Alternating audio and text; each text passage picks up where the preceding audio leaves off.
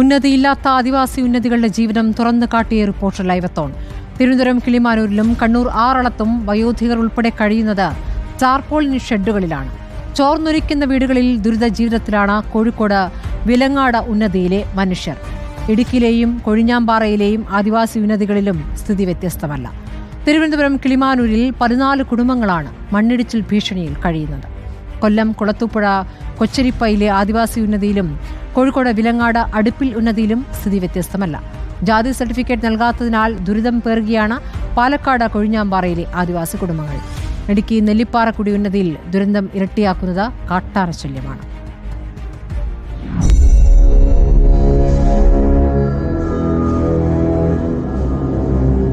മാറി വരുന്ന സർക്കാരുകൾ ശരിയായിട്ട് പറഞ്ഞെങ്കിൽ ഈ സമൂഹത്തോട് കാണിക്കുന്ന അവഗണനയാണെന്ന് നാം പറയാം.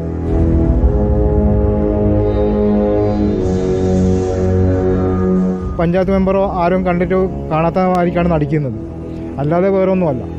നമ്മളിവിടെ ഇവിടുന്ന് പോകാൻ ഒരു സുഖമില്ലാത്ത ആൾക്കാരെ കൊണ്ടുപോകുകയാണെങ്കിൽ ഹോസ്പിറ്റലിൽ എത്തിക്കുകയാണെങ്കിലും അത്രയും കഷ്ടപ്പാടുണ്ട്. അവരൊന്നും നോക്കുന്നില്ല. ഇത് നമ്മൾ സ്വന്തമായിട്ട് നമ്മൾ ചെയ്യണമെന്നാണ് അവർ പറയുന്നത്.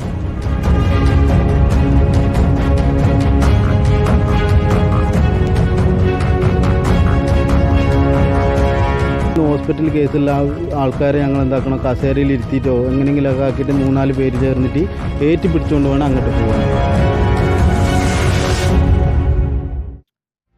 അർജുൻ കല്യാടുണ്ട് സമഗ്ര പേരുകളുമായി. അർജുൻ, ഇപ്പോൾ ഉന്നതികളിലെ ജീവിതങ്ങളെക്കുറിച്ചുള്ള ലൈവത്തോൺ വിവിധയിടങ്ങളിലെ കാര്യങ്ങൾ പരിശോധിക്കുമ്പോൾ ഒരിടത്തെ കാര്യവും വ്യത്യസ്തമല്ല എന്നുള്ളതാണ്. എന്താണ് ഈ ഘട്ടത്തിൽ നമുക്ക് പറയാനാകുന്ന വിവരം? എവിടെയൊക്കെയാണ് സർക്കാർ ഇടപെടലുകൾ കുറച്ചെങ്കിലും ഉണ്ടാകുന്നത്? നമ്പർ 1 കേരളമെന്ന് നമ്മളൊക്കെ അഭിമാനിക്കാറുണ്ട്, അല്പമെങ്കിലും അഹങ്കരിക്കാറുണ്ട്. പക്ഷേ ആദിവാസി ഉന്നതികളുടെ കാഴ്ചകൾ കാണുമ്പോൾ എത്രമാത്രം ഭീകരമാണ് ഈ നമ്പർ 1 എന്ന് നമുക്ക് അഹങ്കരിക്കാനുണ്ടോ എന്നുള്ളൊരു സംശയം തോന്നിപ്പോവുകയാണ്. കണ്ണൂർ ആറളത്താണ് ഞാനിന്ന് പോയത്. അവിടെ ഒരു 3ഓളം കുടുംബങ്ങൾ, അവർക്ക് പട്ടയമില്ല, സ്വന്തമായി ഭൂമിയില്ല, ഓല കൊണ്ട് മറച്ച താർപോളിൻ ഷീറ്റ് ഇട്ടിട്ടുള്ള ഒരു കുടിലിലാണ്, ഒരു ഷെഡിലാണ് അവർ കഴിയുന്നത്. കൊച്ചു കുട്ടികൾ മുതൽ പ്രായമായവർ വരെ ആ കുടിലിൽ കഴിയുകയാണ്. കാട്ടാനയെത്തി വീട് നശിപ്പിക്കുന്നു, ഇഴജന്തുക്കൾ അവരുടെ കിടന്നുറങ്ങുമ്പോഴും അവർക്കിടയിലേക്ക് എത്തുന്നു. ഇത് തന്നെയാണ് സ്ഥിതി മറ്റിടങ്ങളിലുമൊന്നും സ്ഥിതി വ്യത്യസ്തമല്ല.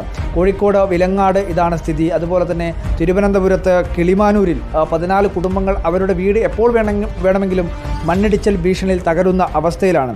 അതുപോലെ തന്നെ കൊല്ലം കുളത്തൂപ്പുഴ കൊച്ചരിപ്പയിലെ ആദിവാസി ഉന്നതി, അങ്ങനെ തുടങ്ങി ഇടുക്കിയിൽ ഇതാണ് സ്ഥിതി. അങ്ങനെ എല്ലായിടത്തും ഇത് തന്നെയാണ് സ്ഥിതി. ഓണം പിറന്നാലും ഉണ്ണി പിറന്നാലും കോരന് കുമ്പിളിൽ തന്നെ കഞ്ഞി എന്ന ഒരു ചൊല്ലുണ്ട്.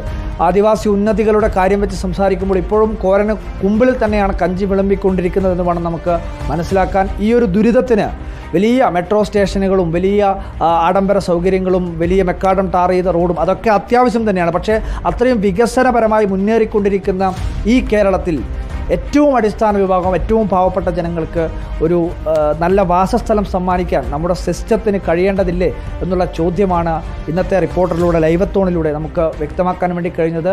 അധികാരികളിലേക്ക് ഇത് വെളിച്ചം